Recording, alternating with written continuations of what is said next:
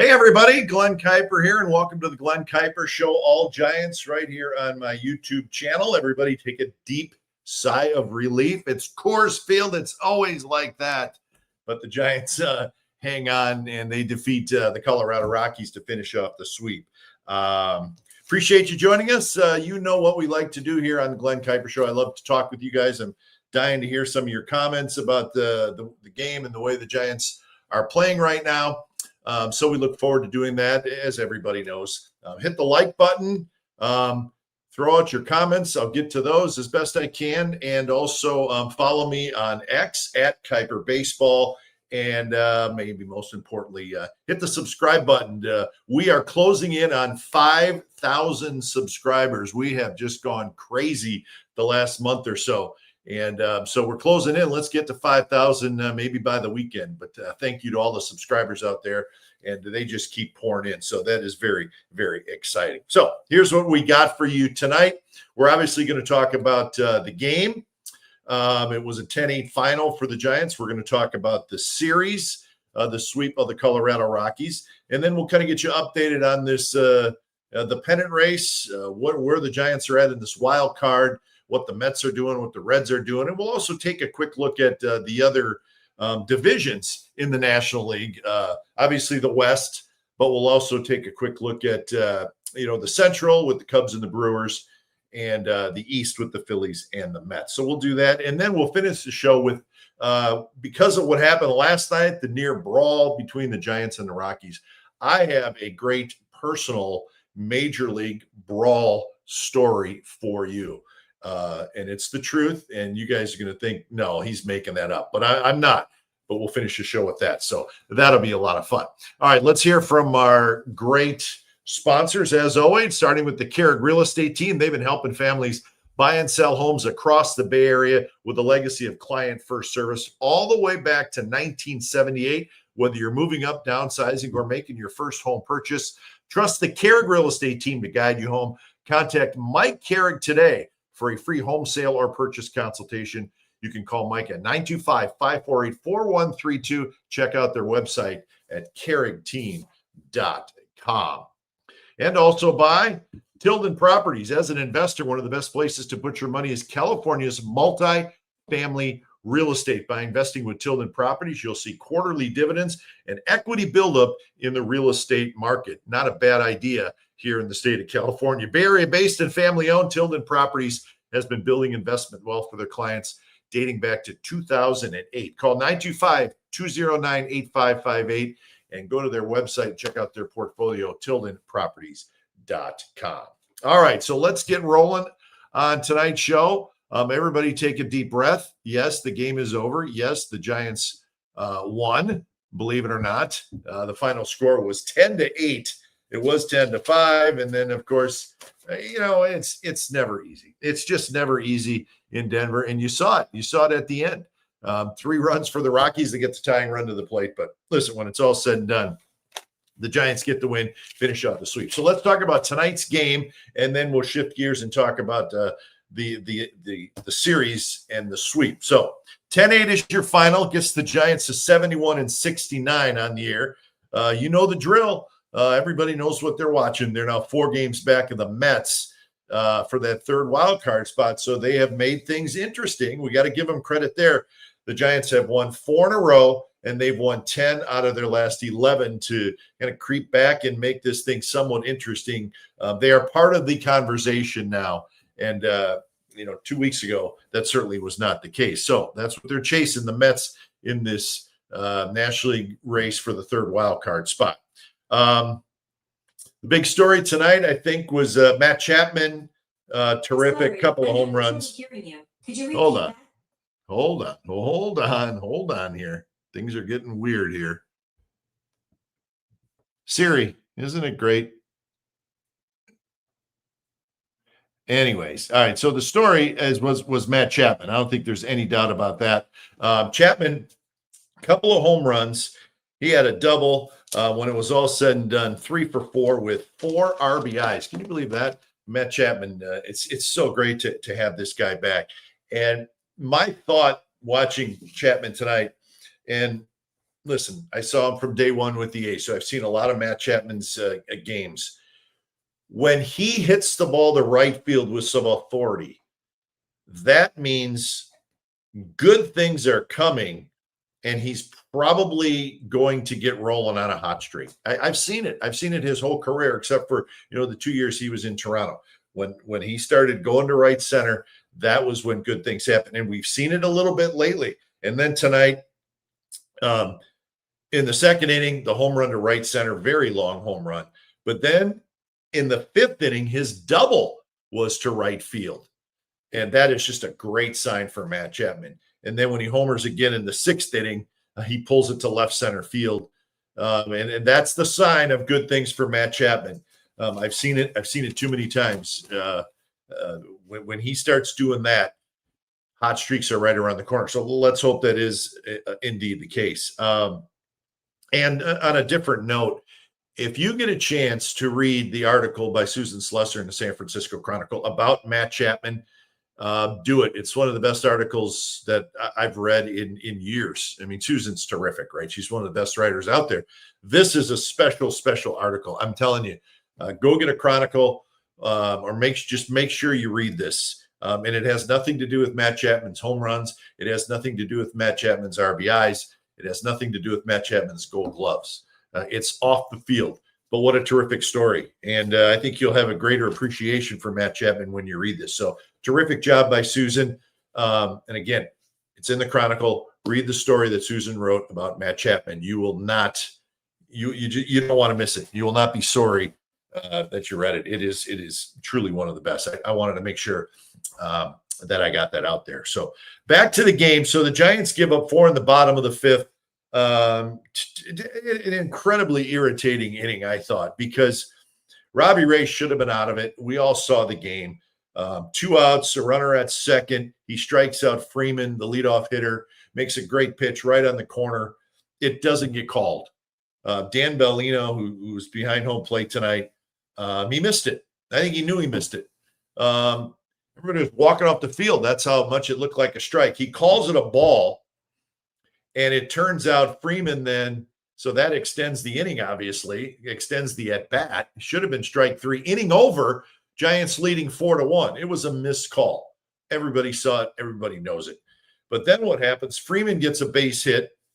Tovar walks. Goodman gets a base hit. Beck gets a base hit. And before you know it, typical Coors Field, you open the door this much. In this case, the umpire opened the door for the Rockies by missing the call. 4 runs scored, just like that. Ray could not get out of the inning after he did not get that call. And that was a crusher. Ray had to come out of the game, and he was cruising along. He retired the first 10. So that was very unfortunate because Robbie Ray, it looked like maybe he lost a little concentration there. And then as what happens at Coors Field, things get rolling quickly. And we saw it hit, walk, hit, and just like that, the Rockies had 4 runs and they had the lead. So that was disappointing, and it really kind of went back to what was clearly a missed third strike and third out of the inning. And if that would have been called correctly, the Rockies would not have scored at all.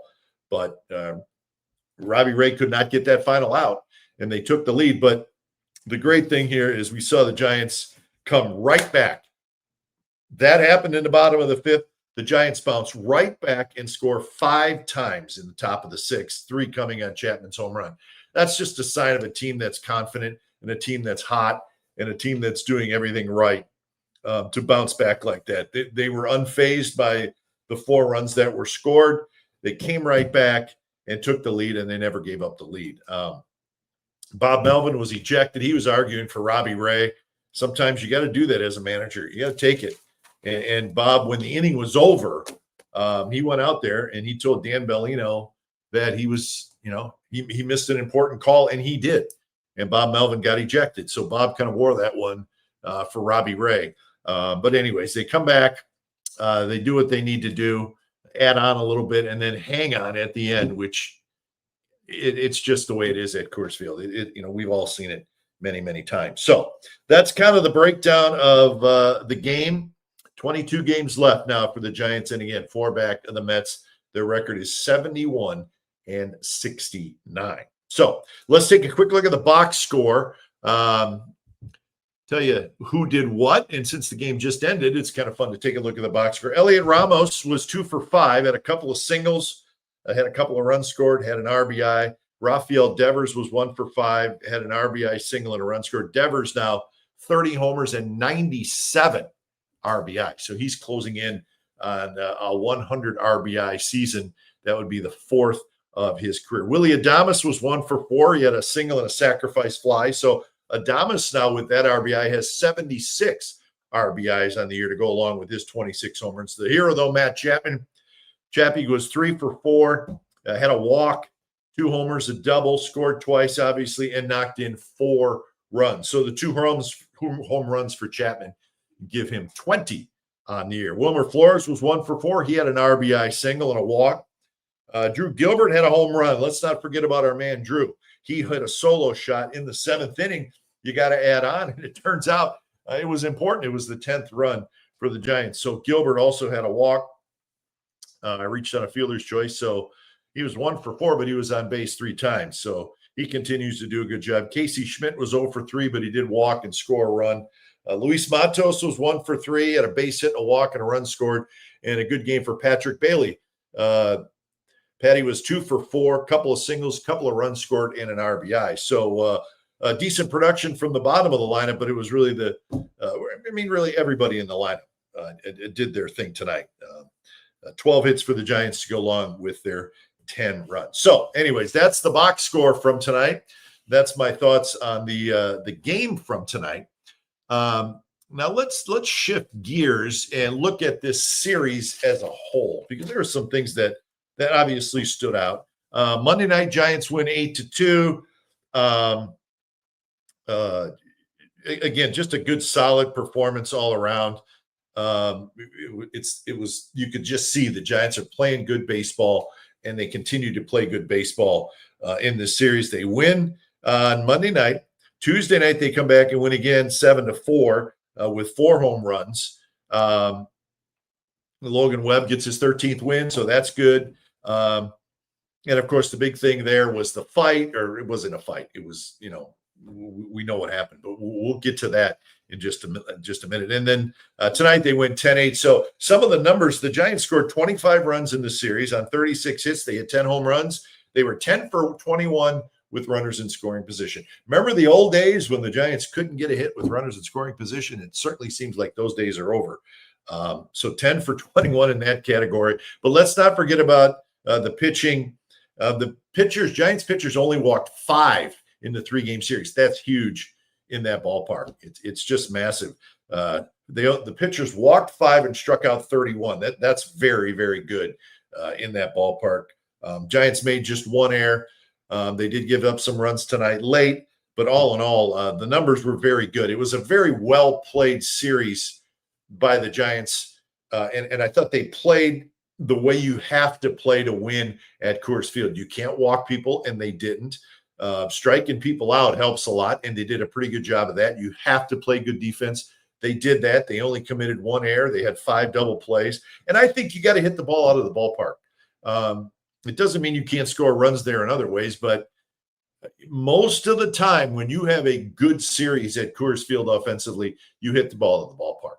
And the Giants did that in this series. Like I said, they hit 10 home runs and some big ones. And Chapman's tonight, that was huge, a 3-run shot, and you win the game by 2 runs. So all in all, the numbers sort of jumped out at me. It was a very, very well-played 3-game series by this Giants team when they absolutely had to. And we said it. You have to sweep the Rockies at this point in the year. Rockies have now lost 101 games. This is a team that where you're at with the Giants, where they're playing well and they're chasing and they need a miracle finish here. You have to sweep the Rockies. And they went in there and they played good baseball, and they did. So, they deserve a lot of credit. So what I wanted to switch to next was I just kind of wanted to give the viewers a little bit of an update on the National League pennant race. Just for fun. Let people kind of see where everybody's at, who we think is going to get in. This wild card spot, we know what's going on. It's the Mets, And now the Giants are chasing them. And then right behind the Giants now are the Cincinnati Reds. So the Reds have dropped down behind the Giants. And again, we know the Giants are 4 back. They do not have the tiebreaker against the Mets. So they cannot tie. They have to finish 1 game ahead of the Mets. A lot of work to do here for the Giants yet, but at least they're playing well. Let's look at the Mets just briefly. The Mets lost today in Detroit. They still won 2 out of 3 against the Tigers. So the Mets won on Monday night. They won on Tuesday night. They lost today. Now, the big thing here is the Mets go to Cincinnati this weekend for a 3-game series. I just mentioned it's the Mets, the Giants, and the Reds. Mets at Cincinnati. That's a huge series. Let's keep a close eye on that one, and we'll kind of see what happens there. And then Mets at Cincinnati, and then at Philadelphia for 4 Monday, Tuesday, Wednesday, and Thursday. So not an easy long road trip here for the Mets. So they got their hands full. Cincinnati, Philadelphia coming up. Just want you guys to know kind of where the Mets are at here. And then the Mets still play Texas and San Diego and Washington. They go to the Cubs yet, and they finish at Miami. So that's kind of what's schedule-wise, what's sitting out there for this Mets team. The Mets trying to get rolling after what was really a tough August. They went 11-17 in August. So they're trying to get a little mojo back in September. But they did take 2 out of 3 from the Tigers. The pitching has not been great for the Mets. They got a ton of injuries. You think of Frankie Montas is out. Griffin Canning is out. McGill is out. And right now, they're relying on these 2 youngsters, Nolan McLean and Jonah Tong, 2 Mets top prospects, and they both look like they could be pitching stars for the Mets. But they're rookies. I think Tong's only made 1 start. McLean's made 4. And now the Mets are relying on these guys a little bit. So we'll see if that's an issue. Offensively, the Mets are very good. They got the big boys in the middle. Juan Soto is now playing like an MVP candidate. Not surprised there. So that's a little bit of the story of the Mets. We know the drill. They're going to score runs. That middle of the lineup can carry them, but they do have some question marks with the starting rotation, and the bullpen has been a little bit leaky. So there are some questions surrounding the Mets, really just like every team has questions. So the Mets are really no different. The Giants obviously have pitching questions as well. So that gets us to the Cincinnati Reds. I don't know that they're a surprise in this whole thing. I mean, the Reds, they got a lot of good young players. They're in this thing, but they're scuffling right now. They just lost 2 out of 3 to Toronto, and the Reds have lost 9 out of their last 12. So they are not picking a great time to be struggling. During that time, the Giants have obviously leaped over them and have been playing great baseball. But the Reds are struggling right now. And as I said, they host the Mets this weekend. So they get a shot here to make a move on the Mets. But can they do it? Because they're not playing great baseball. They got a road trip coming up where they're going to go to San Diego. They're going to go to Sacramento to play the A's and then St. Louis. So they got a 9-game trip coming up. They still play the Cubs. They still play the Brewers in Milwaukee. The pitching's pretty good for the Reds. They got some good young pitchers. So I don't think the starters are not really an issue. Offensively, a little bit inconsistent. They were like that last year too.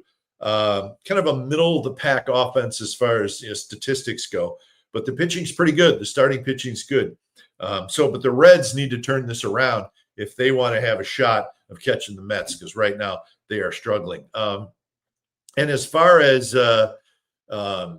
tiebreakers go, we know that the Mets have the tiebreaker over the Giants by winning 4 of the 6 games in the regular season. The Reds and the Giants actually finished the season series tied at 3 each. So the second tiebreaker is, what are the teams' records within their division? So what's the Giants' record within the National League West, and what's the Reds' record within the National League Central? That's the next tiebreaker. So, if the Reds and the Giants somehow got close at the end, Just so you have the information in front of you, folks. That's kind of what I'm doing for you here. So that's the wild card situation, and we're well aware of that because the Giants are involved in that National League West. This is interesting because the Dodgers and the Padres kind of grinding along here, right? We're watching them. It almost looks like neither one wants to grab the division and go with it. Take the Dodgers, for instance. They lost again today to Pittsburgh. They've lost the first two games of that series against the Pirates. The Dodgers are 20-21 in the second half of the season. That surprised me a little bit. They have not really got rolling. They seem they're still a very, very powerhouse team. They seem a little more vulnerable this year than maybe the last couple of years when they were winning 100, 105, 110 games. So I don't know. It's interesting. They're the pitching's been banged up, but they're starting to get some of those guys back.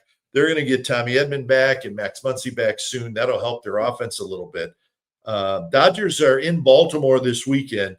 And remember, the Giants and the Dodgers still play each other 7 games. So each one of those teams, listen, the Dodgers are going to have an effect on the Giants in that wild card race, and the Giants are going to have an effect on the Dodgers and what they do if they can hold off the San Diego Padres.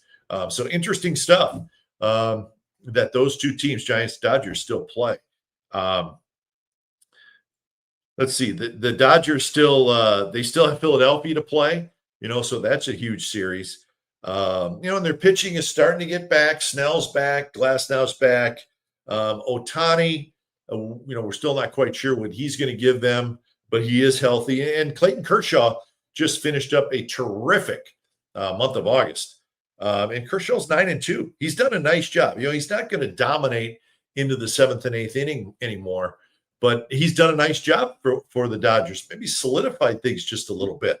And the final note of the Dodgers is they do have the season series from the Padres. 9-4 is where that is at. So the tiebreaker certainly goes to the Dodgers. I'm just double checking on the exact number there in the National League West. Yeah, it's 2.5. The Dodgers lead the Padres by 2.5 in that National League West, and that gets us to the Padres, who they're scuffling around. They just got swept by the Baltimore Orioles. They've lost 4 in a row. They've lost 6 out of 7. They've lost 8 out of 10. So the Padres are limping around a little bit. They still got 7 left with Colorado. They play Cincinnati. So that's a big deal. The Padres still play the Mets. They still play Milwaukee. So it just hasn't been easy for the Padres this year. Their offense, a little slow at the beginning of the year. They got better. They had a good month of August offensively. The pitching's been pretty good all year, and they're trying to get healthy there. They should get Michael King back.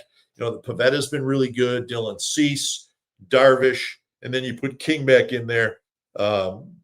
They do have some injuries, though. Bogarts is out. They just lost Jason Adams, the all-star reliever. That's going to hurt them. They have a very deep bullpen. But so that's I just kind of wanted to give you the situations with the Dodgers and the Padres as they battle for the National League West. But certainly both teams, I think you can safely say both of those teams are going to be in the pennant race, or I'm sorry, are both going to be in the postseason. I think you can kind of book that. But who wants to win that National League West, right? I mean, that's a big deal. And right now, both those teams just seem to be scuffling around a little bit. National League East, we talked about the Mets. The Phillies have a 5.5 game lead over the Mets after the action tonight. Phillies had a great month of August. We know how good they are. In fact, they went 18-11 in August. The Mets went 11-17, and that's how the Phillies really kind of took charge in that division. But if you have a 5.5 game lead, with 22, 23 games left, you should feel pretty good. And it's a super confident Phillies team. But there is one series, though, yet to kind of watch. The Phillies will host the Mets next Monday, Tuesday, Wednesday, Thursday, a 4-game series. So Phillies Mets in Philadelphia. So you know what? If you're a Giants fan, you got to watch that series. You got to keep an eye on that series. That's huge, and you need to hope that the Phillies kind of put an end to the Mets' division hopes at least. But a huge 4-game series coming up in Philadelphia. And the thing with the Mets, though, they have dominated the Phillies this year. You can't say too many teams have dominated the Phillies, but the Mets are 7-2 against the Phillies this year. So they've already won the season series, and they have the tiebreaker no matter what they do in the final 4 games. But the Phillies, they're going to be in. No question about that. We all know that. They're a terrific team. They got 80 wins. And again, a 5.5 game lead over the Mets in that National League East. And then the Central, the Brewers, they've been probably the best story in baseball.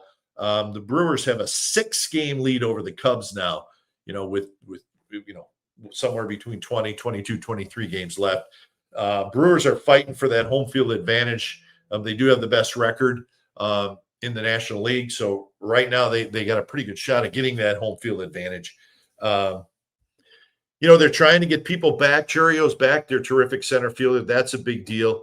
But they lost Shelby Miller in the last couple of days. He's going to be out for the year. He's got some bad elbow issues.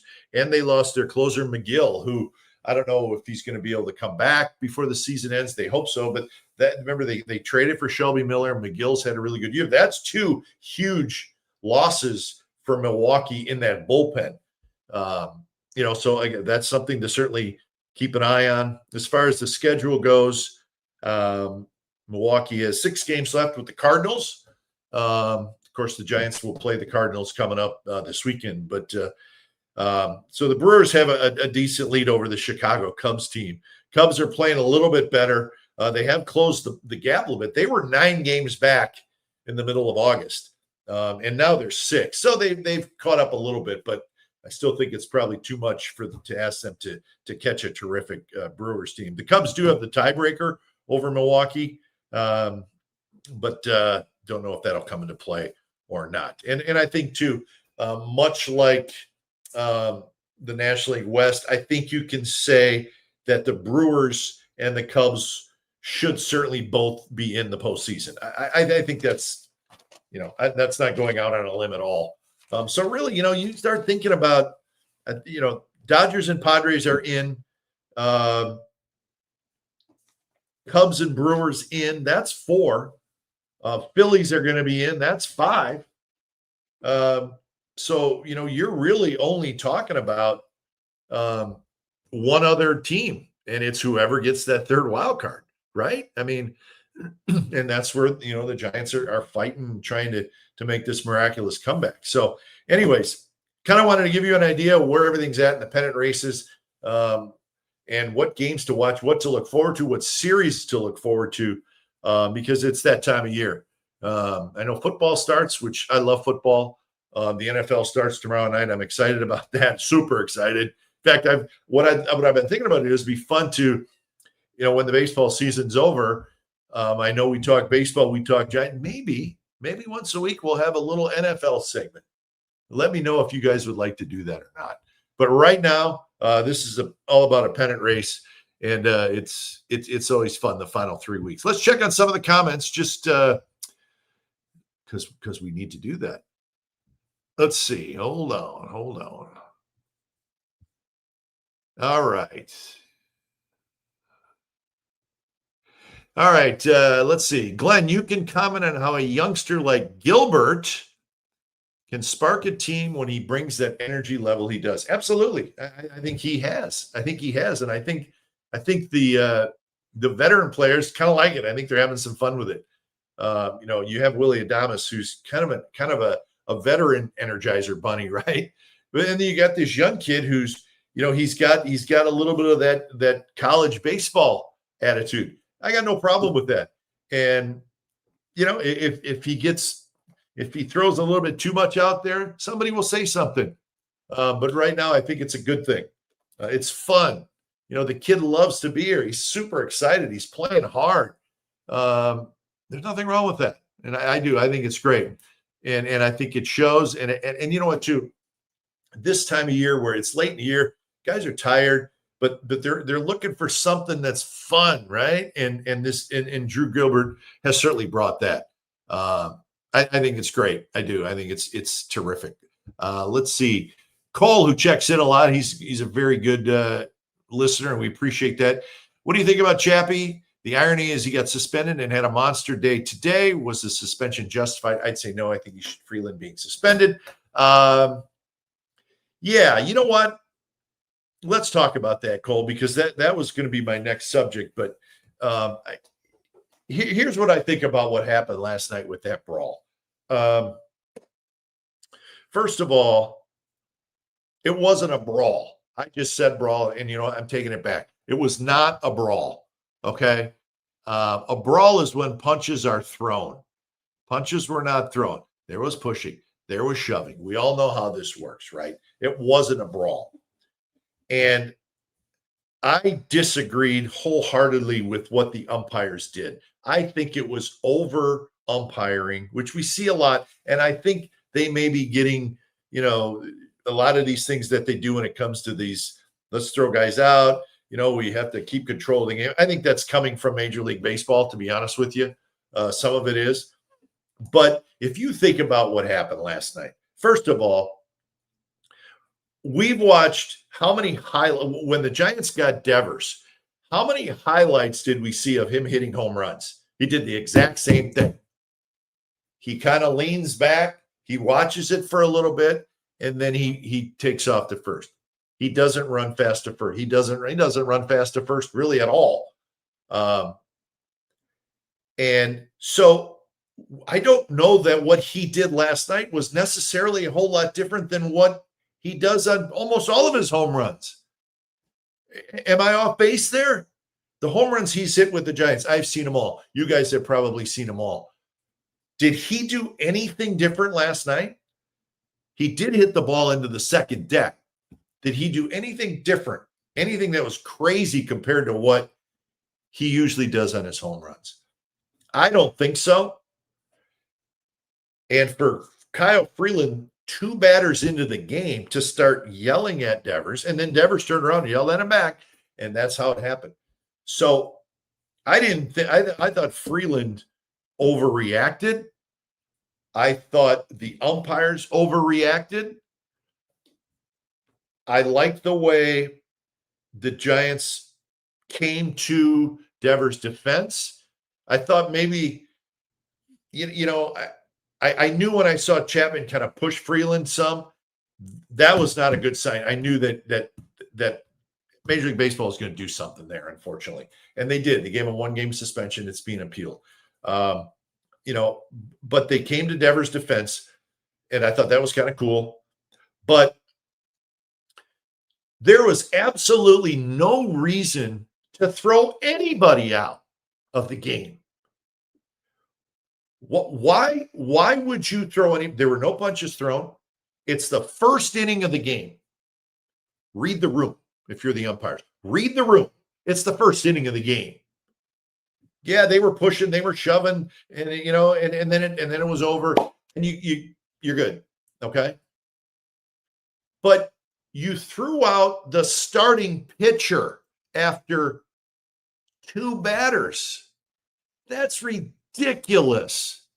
So he yelled at Devers. Okay. He was pissed. He thought he did. Whatever. And you know what? I think I took a picture of his comment about what his view was on Devers. Hold on. Yes, this is what Freeland said.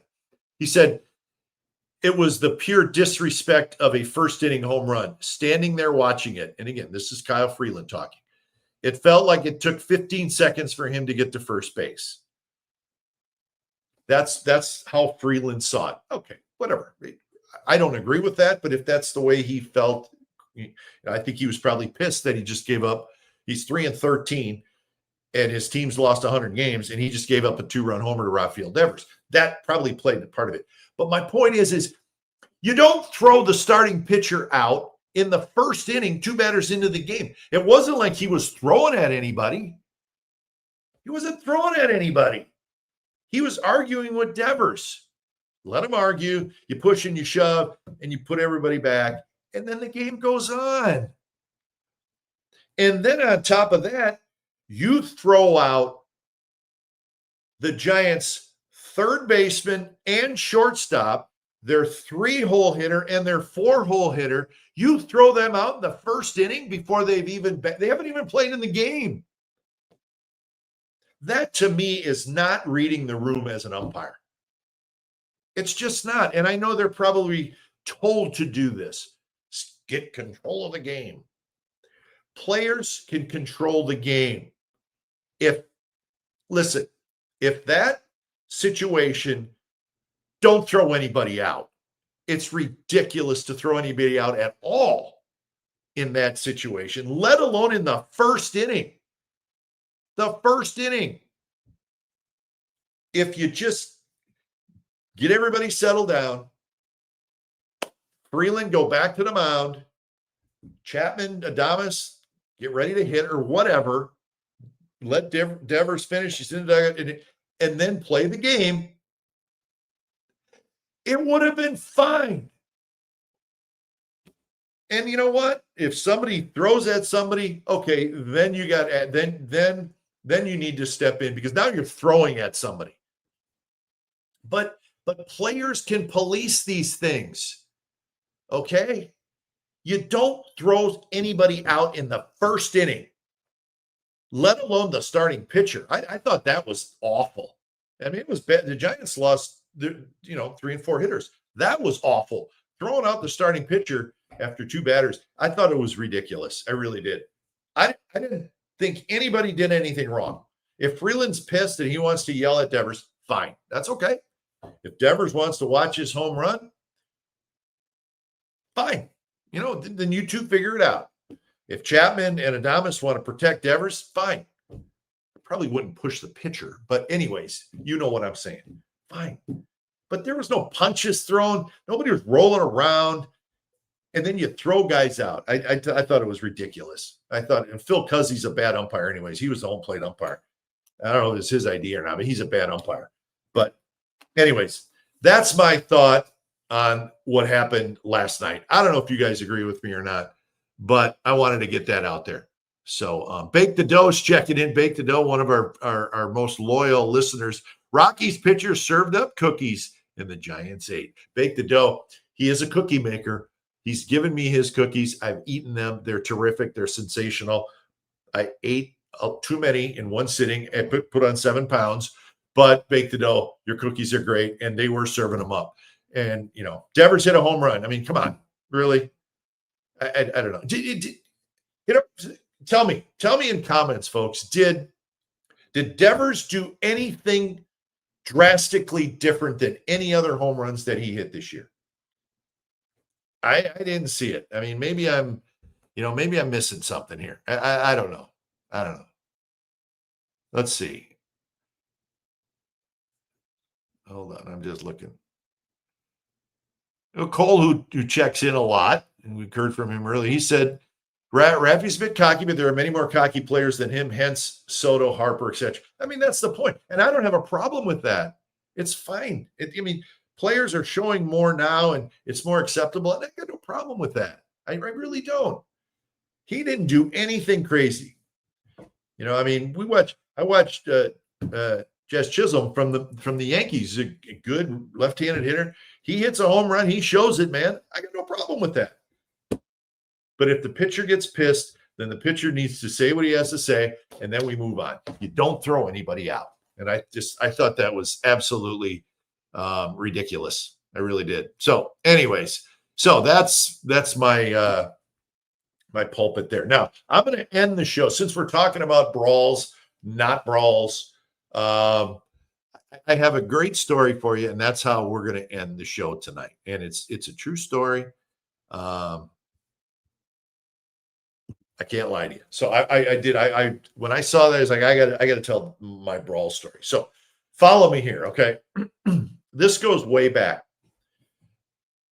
I was playing a summer league college baseball in Illinois. It was after my junior year in college.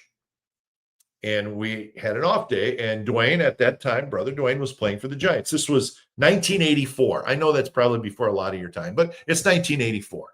So I decide I'm going to drive because I'm in Illinois. If you know geography, Illinois, St. Louis, very close. I'm going to drive to St. Louis because the Giants are playing the Cardinals. How great is that, right? How old am I there? 21 years old, playing in a summer league in Illinois. So I go to the game, get there early in the afternoon. And so now I go to the ballpark with Dwayne. And how funny is this? Starting pitcher that night for the Giants, Mike Krukow. So I'm going to the ballpark with Dwayne and Mike. Believe that. Can you believe that? So Dwayne says, hey, you know what? Let's put a uniform on you and you can take batting practice. I mean, how great is that, right? So I'm 21 years old, junior in college, playing baseball. So now I'm taking batting practice at Busch Stadium with the Giants. Seriously, Jeffrey Leonard, Dan Gladden. I mean, that's what I'm taking batting practice with. I was nervous, but it was fun. It was the perk of having an older brother as a big leaguer. So this is where the story gets good, right? So all the pregame stuff is over. I got a uniform on, says Kuiper on the back, Giants, pretty cool, right? But I'm done. I'm going in. I'm going to take a shower. I'm going to sit in my seats, watch the game, beat my brother after. Good. So as we get back to the clubhouse, Dwayne says, hey, I'm going to ask the manager, Frank Robinson, if you can sit in the dugout during the game. I'm like, okay. Are you serious? 21 years old, full Giants uniform. And Frank Robinson says, yes. You got to kind of let. So I think they actually let the umpires know, hey, this is, and the umpires were like, fine, whatever. I'm in the dugout, big league dugout during a game. So this is unbelievable, right? I mean, I'm just like, holy smokes. And Dusty Baker is the starting right fielder for the Giants. Chili Davis, Jeffrey Leonard. I mean, you want to talk about some great names, right? So this is what happens. I can't make this up. First inning, you remember a guy by the name of Manny Trio. Longtime Giants fans will remember. He played a couple years with the Giants. He was very good friends with Mike Krukow, the starting pitcher that night, because they came up together with the Chicago Cubs. Manny Trio had been on the disabled list. He just got back from the disabled list. His first at bat, he was the second batter of the game in St. Louis. The pitcher for the Cardinals is Joaquin Andujar. He was crazy, right? I swear to God. First pitch to Manny Trio, he drills him right in the ribs. Fastball right in the ribs. I didn't think anything of it, right? So now I'm sitting there, right? And I'm just kind of looking around, and everything got really quiet in the Giants dugout. And I didn't think anything of it. And okay, so the game goes on. Manny Trio stays in the game, but he gets first at bat off the disabled list. Andujar drills him. How lame is that? So now it comes to the bottom of the third inning. Remember who the Giants pitcher is? Mike Krukow. Tight with Manny Trio. Boom, they're like this. Who's leading off? Joaquin Andujar. I'm sitting next to Dwayne. He leans over and he says, in between innings, he says, listen, he said, if there's a fight, stay in the dugout. I was like, what do you mean if there's a fight? I didn't know the Mike story and Manny Trio, the relationship, but Dwayne knew that Mike was pissed and he was just waiting for Andujar to come to bat. So he was coming to bat, and Dwayne said that to me, and I was just like, I don't know what is going on right now, but it got really quiet in the dugout, and I kind of looked down, and everybody was like sitting up a little bit, all the Giants players, because they knew what Kruk was going to do. And the first pitch of the bottom of the third, Kruk throws at Andujar and misses him. So now everybody moves a little bit closer, and I don't know what to do. I'm like, oh my gosh, what am I supposed to do? Next pitch, drills him right in the ribs. Kruk drills Andujar in the ribs, and there they go. And this is a brawl. This is a huge brawl. And I'm in the dugout, and I kind of reacted like I took a step. You're sitting up kind of, and I took a step, and now I see everybody's gone. And I took a step kind of, I wasn't going out there. I just didn't know what to do. And I remember Dwayne put his hand like, stay here. And off he went. And I am sitting in the dugout. My eyes are this big, and I am watching. And now the brawl is right at home plate, and it is a big one. Next time you see Mike Krukow, you ask him about this, and it's true. It was a huge brawl. Krukow and Andujar met at home plate, and there they went. It was dust. I swear, dust was flying, and everybody was there. I mean, and I am in the dugout.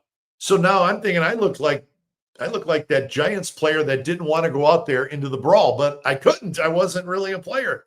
So I am sitting there and watching this, and I could not believe what was going on, right? So now they get it all, they take care of it, right? They do what they need to do, and everybody, straightens it out. And so what happens is the guys all come back, and now I'm thinking, oh boy, people are going to get thrown out. It's going to really stink, right? Well, what happens is nobody, and listen to this, nobody gets thrown out. Nobody gets thrown out. Okay? Kruk didn't get thrown out. He had dirt from the top of his shoulders all the way down to his knees because the fight was at home plate in the dirt. He was covered with dirt. His shirt was open, and it was a full brawl, man. Nobody got thrown out. It ended. They dusted off. Kruk went back to the mound, and Andujar got back in the box. And as the game went on, Kruk pitched great. The Giants, who were not a great team in 1984, but they knock Andujar out, and the Giants win the game. And I witnessed a major league brawl. And I'll never forget the Giants players coming back into the dugout, and all of them, their eyes were this big. And it's something I'll never forget. And I was there, and it was pretty cool, I have to tell you. So that is my baseball brawl story. True story. Can't make that stuff up. But just so you know, a brawl, what we saw last night was not a brawl. That was a brawl. And Kruk got the win. Kruk was the winning pitcher. Awesome. Anyways, that's how I wanted to end the show with my Major League Baseball brawl story. My brother said, stay in the dugout because I got to go out there and dive on top of the pile. So you can look it up. In fact, I have the date. July 17th, 1984. Look at the box score. Mike Krukow beat Joaquin Andujar. That's how we're going to wind up this show, folks. I hope you enjoyed it. We had a little fun tonight as we like to do.